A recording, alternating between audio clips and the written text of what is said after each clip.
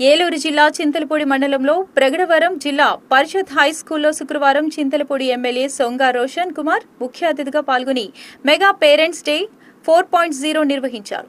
ముందుగా స్కూల్ ఆవరణలో గల సరస్వతీదేవి విగ్రహానికి పూలమాలలు వేశారు. తదనంతరం ఆయనే ఒక విద్యార్థులతో కలిసి కూర్చున్నారు.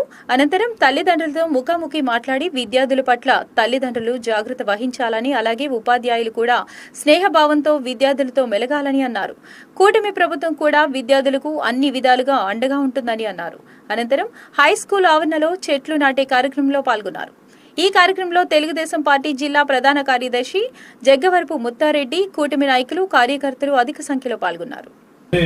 మనం చాలా తప్పు చేస్తున్నట్టు స్కూల్లో వాళ్ళు 50% కనుక స్పెండ్ చేసి నేర్చుకుంటే మిగతా 50% ఇంటి దగ్గర నేర్చుకుంటారు. పేరెంట్స్ వాళ్ళని మానిటర్ చేసే దాన్ని బట్టి ఉంటుంది. ఎందుకంటే ఇది 2-way కమ్యూనికేషన్. 1-way అనుకోండి మనం చాలా మిస్టేక్ చేస్తున్నాం. సో అందుకోసం అందరు పేరెంట్స్ ఎంకరేజ్ చేస్తున్నాను. మీరు రోజుకి మీరు భోజనం చేసేటప్పుడు రాత్రిపూట మీ యొక్క పిల్లలతోటి కలిసి భోజనం చేయండి, వాటితో డిస్కస్ చేయండి.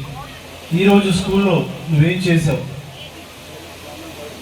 టీచర్స్ ఎలా నీతో ఉన్నారు, నీ ఫ్రెండ్స్ ఎలా ఉన్నారు, ఏం నేర్చుకున్నావు, నీకు ఎటువంటి ఇబ్బందులు ఉన్నాయా, ఈరోజు నీకు మంచిగా హ్యాపీ అనిపించిన మూమెంట్ ఏంటి, లేకపోతే నీకు సాడ్ అనిపిస్తున్న మూమెంట్ ఏంటి అనే విషయం పేరెంట్స్ స్టూడెంట్స్ మాట్లాడితే తప్పకుండా మీ యొక్క పిల్లలు వాళ్ళు చాలా ఓపెన్ అప్ అవుతారు.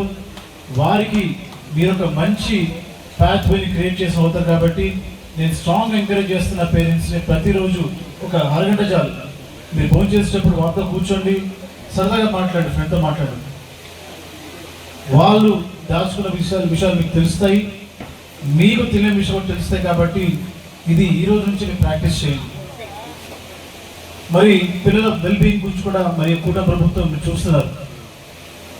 ఎగ్ కానివ్వండి, కార్బ్స్ కానివ్వండి, ప్రోటీన్స్ కానివ్వండి, వైటమిన్స్ కానివ్వండి, ఇవన్నీ కలిపిన డైలీ మెన్యూ మరి స్టూడెంట్స్కి ఈ రోజున మధ్యాహ్న భోజన పథకం ద్వారా ఇవ్వడం జరుగుతూ ఉంది.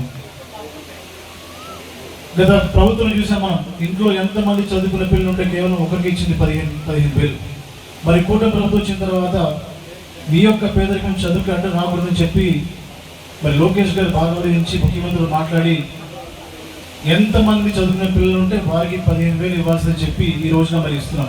ఒకవేళ కూటమి ప్రభుత్వంగా రాజకీయం చేయాలనుకుంటే గత ప్రభుత్వం ఇచ్చిన 15,000ని ఒకరికి 30,000 చేసి ఇవ్వచ్చు. కానీ ఎంతమంది చదువుకునే పిల్లలు ఉంటే ప్రతి ఒక్కరు కూడా 15,000 వస్తూ ఉంది. సో అది ఒక కూటమి ప్రభుత్వం ఉన్న కమిట్మెంట్.